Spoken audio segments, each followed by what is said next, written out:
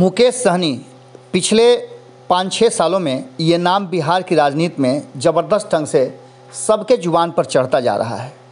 तब और चर्चा हो गई थी जब 2015 के चुनाव में मुकेश सहनी को भारतीय जनता पार्टी ने अपना स्टार प्रचारक बनाया था। और मुकेश सहनी खास करके अगर देखा जाए तो मिथिलांचल के क्षेत्रों में या फिर कहा जाए तो मुजफ्फरपुर से लेकर के दरभंगा, सुपौल और इन सारे क्षेत्रों में सीमांचल और कहा जाए तो मिथिलांचल के क्षेत्रों में ज़बरदस्त ढंग से प्रचार किए थे। और तब से बिहार में उनका इंटरेस्ट जगा और धीरे धीरे वो निषाद विकास मंच के स्तर से ऊपर उठे। अपने समाज को अधिकार दिलाने और आरक्षण दिलाने की जो तैयारी उन्होंने की, जिसके चलते उनके साथ समाज के लोग जुड़े।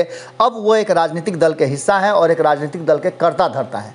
वीआईपी उनकी पार्टी का नाम है, ये आप जानते हैं। और वीआईपी पार्टी पिछले 4-5 सालों में जितना ज़्यादा प्रगति की है, सरकार के हिस्सा तक बनने की कवायद को आप कमतर नहीं कर सकते हैं। मुकेश सहनी ने अपनी रणनीति और राजनीति बड़ा ही ठोक बजा करके रखा है और राजनीति के जो गुर होते हैं साम दाम दंड भेद, उसके पूरी तरह से वो कायल हैं। इन सारी बातों को लेकर के अब वर्तमान जो परिस्थिति है उसमें मुकेश सहनी को लेकर के भारतीय जनता पार्टी की नींद हराम हो गई है। बिहार हो या उत्तर प्रदेश हो, मुकेश सहनी यदि अपना हाथ खींच लेते हैं तो बिहार में सरकार गिर जाएगी। और उत्तर प्रदेश में जिस तरह से उन्होंने भारतीय जनता पार्टी के लिए मुश्किलें खड़ी कर दी है, वो एक बड़ा सवाल खड़ा हो गया है। और इसको लेकर के भारतीय जनता पार्टी ने अपने टीम को अलर्ट पर मोड पर रख दिया है।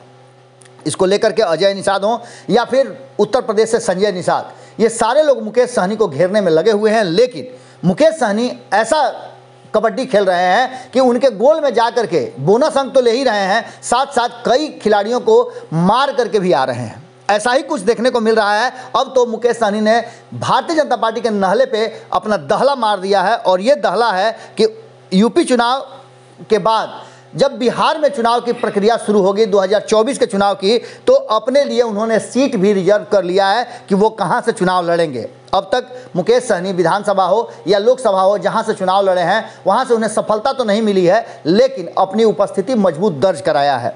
आपको बता दें कि हाल फिलहाल में मुकेश सहनी कई कार्यक्रमों में जाने वाले थे, लेकिन अचानक से कोरोना पॉजिटिव होने के कारण वो होम आइसोलेशन में हैं। और इन सारी बातों को लेकर के उन्होंने सीधी तौर पे अब जवाब देना भी शुरू कर दिया है। यूपी चुनाव को देखते हुए भाजपा की ओर से जिस तरह से अजय निषाद को वीआईपी पर हमला करने के लिए खड़ा किया गया है, वहीं वीआईपी के राष्ट्रीय प्रवक्ता देव ज्योति ने पलटवार करते हुए मुकेश सहनी का पक्ष रखा है। और उन्होंने कहा है कि अनुकंपा का सांसद जिन्हें बनाया गया है वो मुकेश सहनी जैसे नेता पर बोलने के लिए कभी भी तैयार नहीं नजर आते हैं, क्योंकि ये हमारी टीम जो है और मुकेश सहनी अनुकंपा पर नहीं है, अपने दम पर उन्होंने ये जो मुकाम है वो हासिल किया है। भारतीय जनता पार्टी ने कोई एहसान नहीं किया है, भारतीय जनता पार्टी को इसके फायदे मिले हैं और ये उनके आंकड़ों से नजर आ रहा है। इन सारी बातों को लेकर के उन्होंने स्पष्ट कहा है कि 2024 के लोकसभा चुनाव में कहीं भी नजर नहीं आएंगे अजय निषाद। और ये तय है कि 2024 के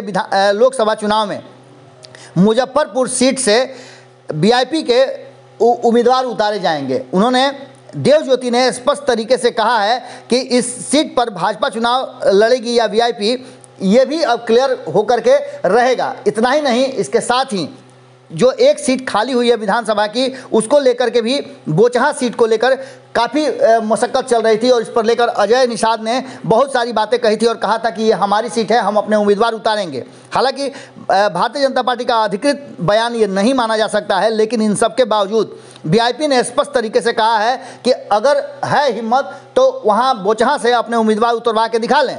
वहीं उत्तर प्रदेश विधानसभा चुनाव की बात को लेकर के उन्होंने सर्वदलीय बैठक करने की बात की है और कहा है कि इन सारी बातों को लेकर के जिस तरह से मुकेश सहनी अपनी तैयारियां कर रहे हैं वो स्पष्ट है कि आने वाले चुनाव में टकराव की स्थिति तो होगी ही। उत्तर प्रदेश चुनाव के बाद या उससे पहले आपको नज़र आ रहा होगा कि बिहार में 2024 की कवायद शुरू हो गई है और 2024 के लिए भारतीय जनता पार्टी के विरुद्ध एक बड़े योजनाबद्ध तरीके से कई पार्टियों को जुटाने की कवायद चल रही है।